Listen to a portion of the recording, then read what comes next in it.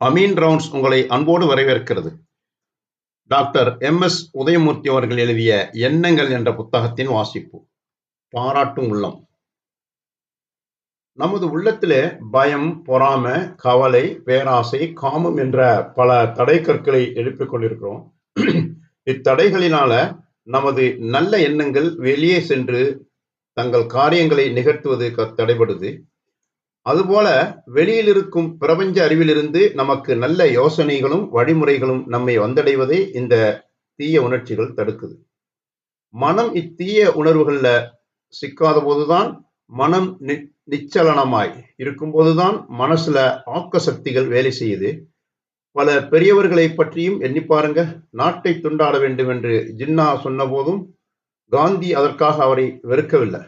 கீழான உணர்ச்சிகளை, பொறாமை, வெறுப்பு போன்றவை உள்ளே புக காந்தியிடமே இடம் கொடுக்கல. தாம் வழக்கறிஞராய் இருந்த போதிலும் வழக்கின் தாம் வெற்றி பெற வேண்டும் என்று காந்தி விரும்பியதில்லை. வழக்கு சுமூகமாக இருதரப்பாருக்கும் ஏற்ப முடிய வேண்டும் என்றே அவர் பாடுபட்டாரு. அங்கே வஞ்சம் தீர்க்கும் உணர்வு இல்லை. விவாதத்துக்குரிய பிரச்சனைகளிலும் தகராறுகளிலும் நாமும் உயர வேண்டும், எதிரியையும் உயர்த்த வேண்டும், முன்னைவிட நெருக்கம் நிறைந்த நண்பர்களாய் முடிவில் கட்சிக்காரர்கள் ஆக வேண்டும் என்பதுதான் காந்திஜியின் தத்துவம். இத்துடன் ஒருவரை ஒருவர் தூற்றிக்கொள்ளும் இன்றைய அரசியல்வாதிகளை ஒப்பிட்டு பாருங்க.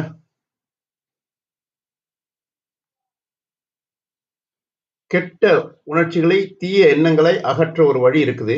எல்லாவற்றையும் உருவகப்படுத்துங்கள் என்கின்றனர் மனநூலார். நமது கோபம், ஆத்திரம், வெறுப்பு எல்லாவற்றையும் எழுதி ஒரு பெட்டியில போடுங்க. இவ்வுணர்வுகள் மனத்தை விட்டொழியும். அல்லது எல்லாவற்றையும் எழுதி ஊமைத்துறை செய்தது போல சுக்கு நூறாய் கிழித்து காற்றில் ஊதுங்கள். பயத்தை எழுதி கொள்ளுங்கள். தீய எண்ணம் தோன்றும் போது அருகில் உள்ள மின்சார விளக்கை நிறுத்தி அறையை இருளடைய செய்யுங்கள். அவ்வெண்ணங்கள் மனதில் இருண்டு போகும் என்கின்றனர். சிறிய விஷயங்களை பற்றி ஏன் கவலைப்படணும்? அதனால ஒன்றும் தலை போய்விடாது. பெரிய விஷயங்களை பற்றி ஏன் கவலைப்படணும்? என்ன கவலைப்பட்டாலும் அதன் விளைவுகள் மாறப்போவதில்லை. ஆகவே எப்படி பார்த்தாலும் சிறிய விஷயங்களுக்கோ அல்லது பெரிய விஷயங்களுக்கோ கவலைப்படுவதில் அர்த்தமே இல்லை.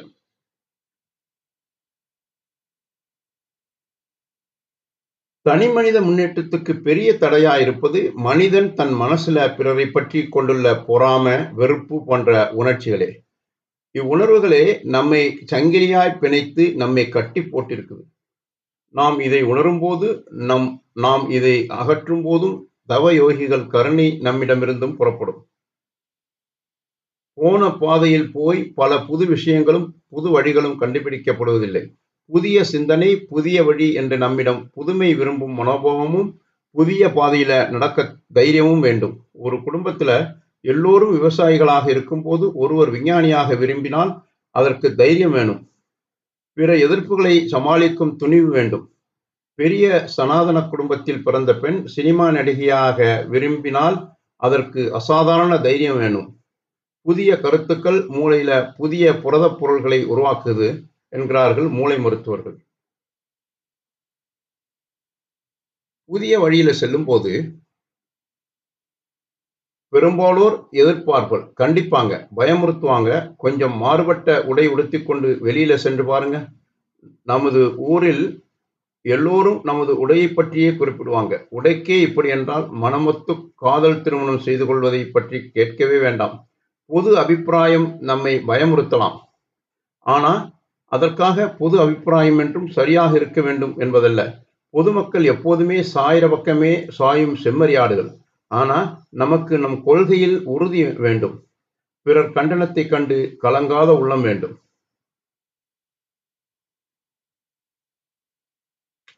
சில சமயம் நாம் காலத்திற்கு முன்னால் இருப்போம். பெர்னாட் ஷாவின் கருத்துக்களுக்கு பெரியாரின் கருத்துக்களும் காலத்திற்கு முன் வந்தவை. ஆனால் அவர்களோ வலுவான மனிதர்கள், கொள்கையில உடும்பு பிடியாய் கொண்டவர்கள். வயதிற்கு நாம் மதிப்பு தரணும். ஆனால் வெறும் வயதை காட்டி பயமுறுத்தும் நாம் அனுமதிக்க கூடாது. பதவியை காட்டி பயமுறுத்துவதும் அப்படியே. பதவி நிரந்தரமல்ல, நமது சத்திய நெறியே நிரந்தரம் என்பதை நாம் உணரும் போது பதவி, வயது, அதிகாரம், பழைமை எல்லாம் பொடி பொடியாய் உதிர்கின்றன. பாராட்டுவது ஒரு வளர்ந்த மனப்பண்பு. பாராட்டு எங்கு தேவையோ அங்கு பாராட்டணும். பிறரை பாராட்டும் போது நாம் உயர்கிறோம். பாராட்டப்படுபவர் உற்சாகத்தால் தன்னம்பிக்கை பெற்று மேலும் உயர்கிறார். 20ஆம் நூற்றாண்டின் முன்பகுதியில கல்கி ஒரு மகத்தான மறுமலர்ச்சியை தமிழ்நாட்டில் தோற்றுவித்தாரு. கலையில், இசையில், நாட்டியத்தில், சிற்பத்தில், இலக்கியத்தில் என்று அவர் தோற்றுவித்த மறுமலர்ச்சியை நாளை சரித்திரம் எழுதும். எங்கு யார் யார் நல்ல வேலை செய்கிறார்களோ அவர்களை கண்டெடுத்து பாராட்டினார். ராஜாஜியை பாராட்டினார், எம்எஸ்ஐ பாராட்டினார், காந்தியை மாந்தருக்குள் ஒரு தெய்வம் என்றார், நேருவை மனிதகுல மாணிக்கம் என்றார், அண்ணாவை தமிழ்நாட்டு பெர்னாட் ஷா என்றார். அவரவர்களை அந்த நிலையில பாராட்டணும்.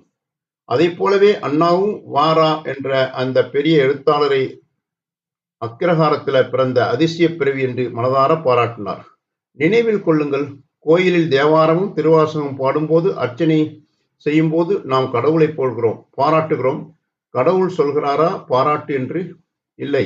எதை பாராட்டுகிறோமோ அதுவாக நாம் மாறுகிறோம். அதுதான் உண்மை. கடவுளைத்தான் தலைவனைத்தான் பாராட்ட வேண்டும் என்பதில்லை. தமக்கு கீழ் வேலை செய்வோரை நாம் பாராட்டணும்.